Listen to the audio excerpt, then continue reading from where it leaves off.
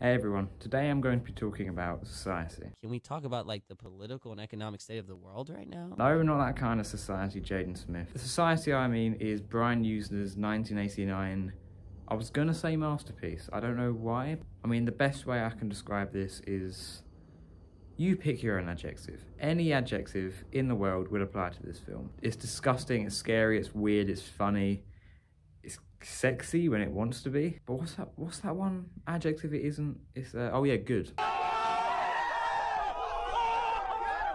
I think I should just get straight into it. I mean, there's nothing I can say that can prepare you for this. But essentially, it's a very disturbing and different look on capitalism and class division and all these sorts of things. Hello. The vomit-inducing effects are done by probably the most memorably named person in all of Hollywood, a man named Screaming Mad George. Yes, that is his real name. And these effects are like a car crash, not in the bad way, I mean as in that you can't look away, but oh my god. Anyway, I'm gonna get straight into it. So here's the film. It opens with a Evil Dead-esque POV coming into a house as we first get revealed to our main character, John Stamos. Oh, that's not John Stamos, that's Billy Warlock. But you can't tell me that doesn't look like John Stamos. I'm gonna call him John for the rest of the video. In the house, he seems to be haunted by something and keeps on hearing creepy noises and grabs a knife.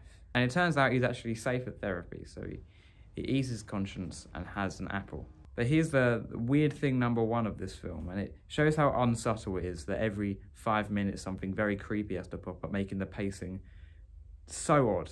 Especially because even though it eases you in with a bunch of disgusting moments, when the shunting, and people who have seen this will know what that means, comes, nothing can prepare you for it. Anyway, when he bites into the apple, a bunch of maggots are inside. And I gotta say, his reaction is quite underwhelming.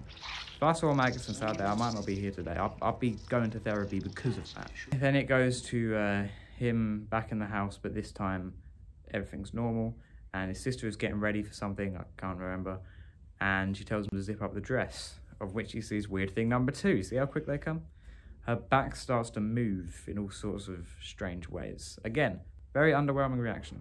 I think his underwhelming reaction may have been because soon they see a random man in her closet or wardrobe, or what's it called when it's just like coat hangers. Even their reaction to this is very underwhelming. A random guy in her closet or whatever and attacks her, and the family just like, oh, you want to stay for tea?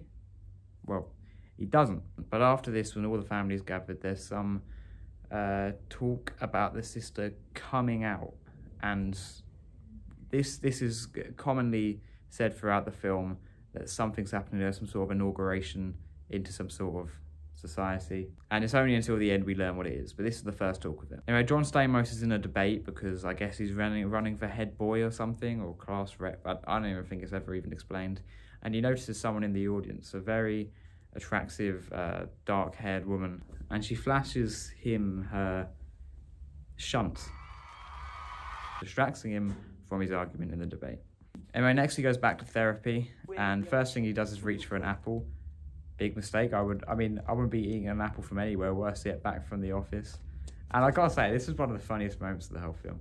He eats the apple, and his reaction to it not having maggots in it is classic. I mean, could you imagine that being your reaction to eating apples for the rest of your life just because of that one traumatic event? Anyway, he talks with his therapist about his family don't really approve of him and he feels quite left out. Again, going back to the theme that the sister is favoured and she is coming out. Next, weird thing number 3 are we at? He goes into the shower to, I don't know, get some lotion or something, and he sees his sister in the shower from translucent stained windows. I think that's what they're called. And she's on back to front. Her ass is where her should be, and appropriately so. He's very intrigued, but goes the extra mile, and instead of just dismissing it for some sort of optical illusion, opens the door on her. And when he opens it, she's just like, ew, stop looking at me. Despite the fact her brother just walks in on her in the shower. How is she not more disturbed? Why are these people taking these extremely weird things as if they're nothing?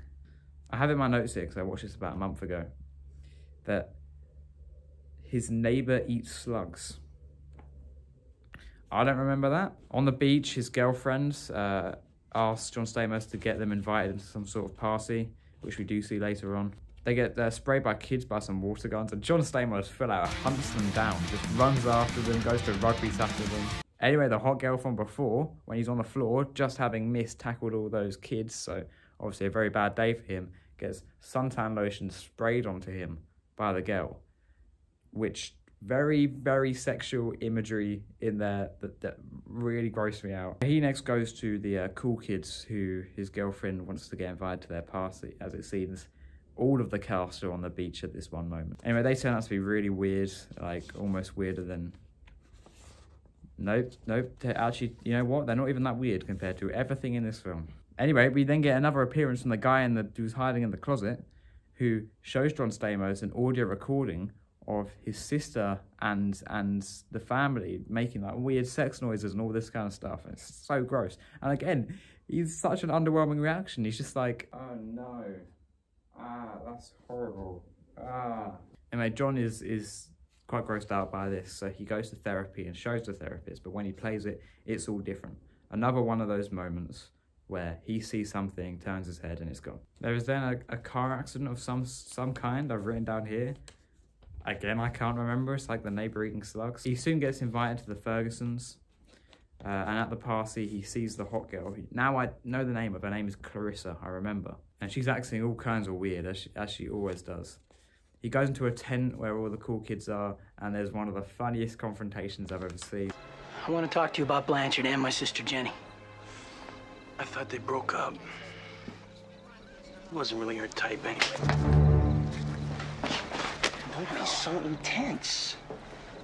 Just relax. Enjoy. I want to know what happened to Blanchard. And I want to know what you did to my sister at her coming out.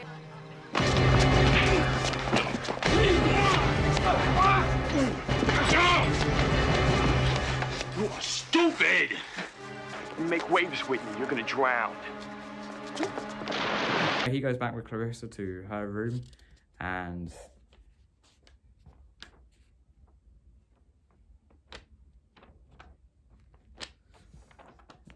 anyway, he goes back with Clarissa to her room, and there is a sex scene.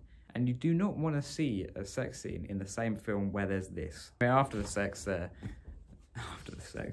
they've done it, they're sitting down and she offers to make him some tea, of which he says this line. How do you like your tea? Cream? Sugar? Or do you want me to pee in it? Anyway, then some like really overweight woman who we saw from before is actually Clarissa's mother. And she's acting all kinds of weirder than her. The girl who literally just offered to pee in his tea. And again, he doesn't really care. He goes back to his car and it turns out there's a sex doll in it.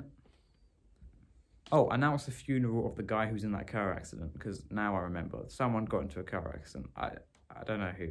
And at the funeral, it's an open casket. He goes up to the face, touches it, which I don't think you're allowed to do. And the face just kind of starts to crack and collapse as if it's not even skin. Then there's a scene where Clarissa wears this awful coat.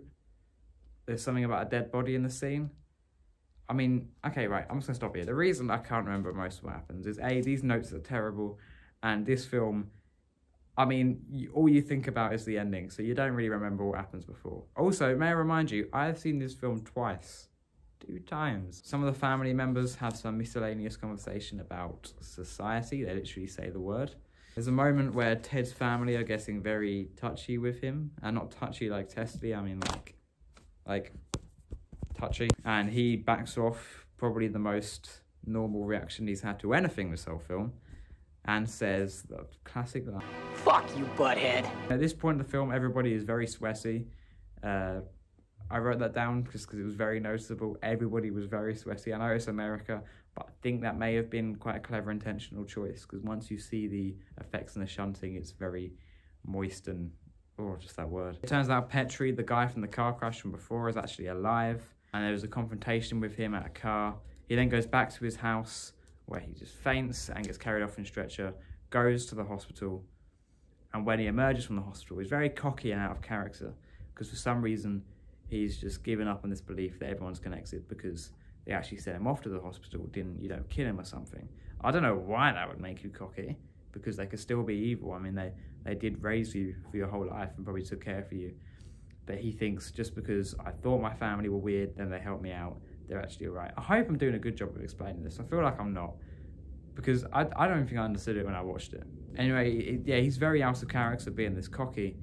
Goes back to his car, and then the friend who was dead before, or something, yeah, I think died in the car crash, now he's alive, is convincing him that he's actually was right before, and he should go see Clarissa, and they should investigate further. So he goes to Clarissa's house and slaps her. They all go back to his house, including that really weird mum of Clarissa's, who's all like... Yeah, when he gets home, he grabs a knife, and I hope I ain't blunt, because they're going to get to the shunt. Thank you. It sounded really Australian there. I hope it ain't blunt. Anyway, everybody's together now. You know, questions are finally going to be answered, because everyone's together, the whole family, everything. Everyone's together. And one of the upper class people in the family makes a shunting pun. I do love the smell of the hunt and the taste of the shunt. That's my job. So everyone's together, the whole family, they're kind of like cornered them. And Clarissa, John Stamos, they're just helpless. The weird mum and the mate who was dead, I think, are outside. I don't know why. And Clarissa kind of doesn't get victimized by them, to suggest that she might actually be involved, a bit of a tracer. But John Stamos is confused as ever and scared. Everything's getting really weird when they bring in some man with his neck wrapped around by one of those things you fish stuff out of a pool with, in a bag as well, called Blanchard, and there's a very drastic lighting change. Then there's this line: "The rich have always ripped off low-class shit like you. Tongue grabs someone by bottom, hunted mother walks out of bed." Oh, no, spoilers for later on. Okay, I think it's time I address what the shunting actually is. So the shunting is the most on-the-nose capitalism metaphor you ever hear. It's literally the rich eating the poor. Suddenly, these capitalists become aliens, a bit like in They Live, but not like them. I mean the idea that the Republicans are aliens, and start merging their bodies with each other in this really wet, disgusting texture of a... And it's where Screaming Mad George's effects really just shine through. The first time you see it is when they're eating that Blanchard guy, and all their fingers go into his skin, and someone's tongue like drops down. Anyway, this whole scene is when it gets really crazy, the real thing that's leading up to. And I'm gonna try and recap it the best I can. So first, yeah, this Blanchard guy getting eaten, and then John Stamos just starts running away. So he goes up the stairs, but there's some man guarding it who looks so weird. He's got like massive feet, and he's like, "I'm going to get you." And then he goes into the room where his family are, and his mum and his mum and sister are on top of each other. Like literally like formed onto each other. And then he looks to his right, and there's his dad, and you know what he says.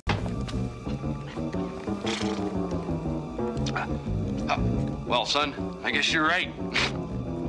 I am a butthead. Everyone's getting shunted. Shunted? What's like the tense of shunts? Shunts.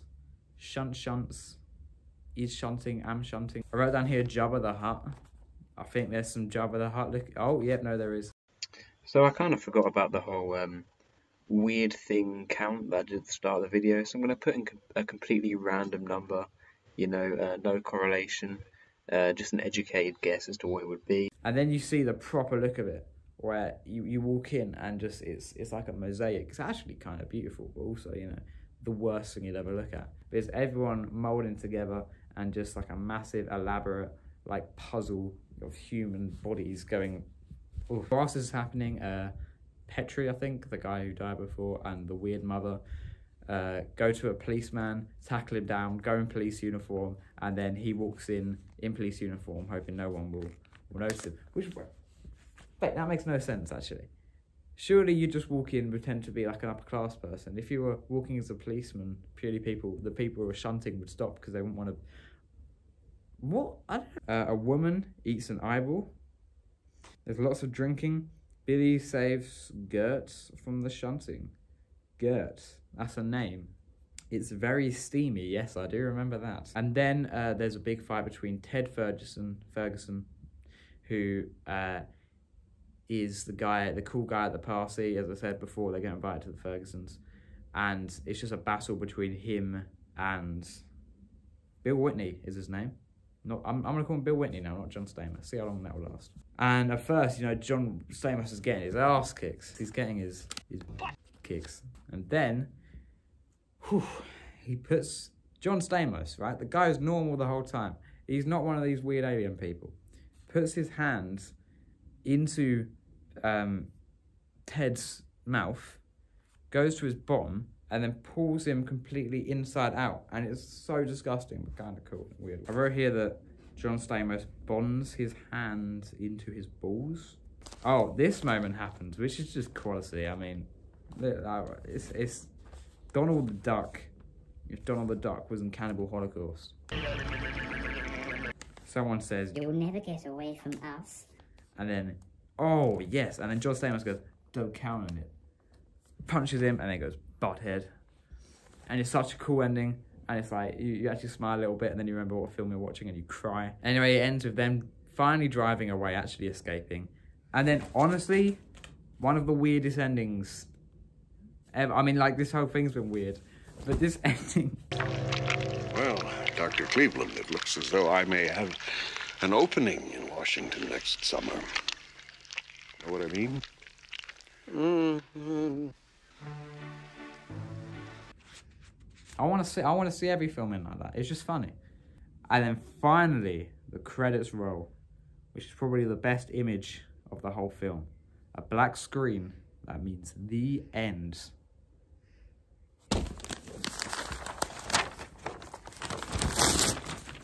This film, how have I watched this twice? But it's not actually bad. The amount I've been putting in these faces throughout the film,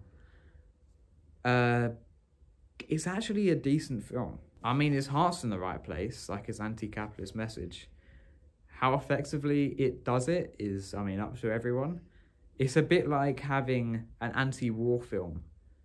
Like, you know, the whole film you spent hating the Nazis, but then you find out the reason you hate the Nazis is because they're aliens. It's like, yeah, it's going all anti the rich, anti this, anti hoarding wealth and all that kind of stuff. But then it goes, the reason we're anti this is because they shunt, which at least I hope isn't the truth. I think it is Brian Usner's magnum opus from the guy who just made 2 shitty reanimated sequels and this series called The Dentist, which looks hilarious. I might watch it and do a video on it. But you know, it's worth checking out if you got the stomach for it. You won't see another film like it. It's like someone made a film without having ever seen a film before and just thought, that's how they work. People talk like this. This is how you write dialogue. But I don't know, man. It's just... it takes it out on you. And I will not be watching it a third time.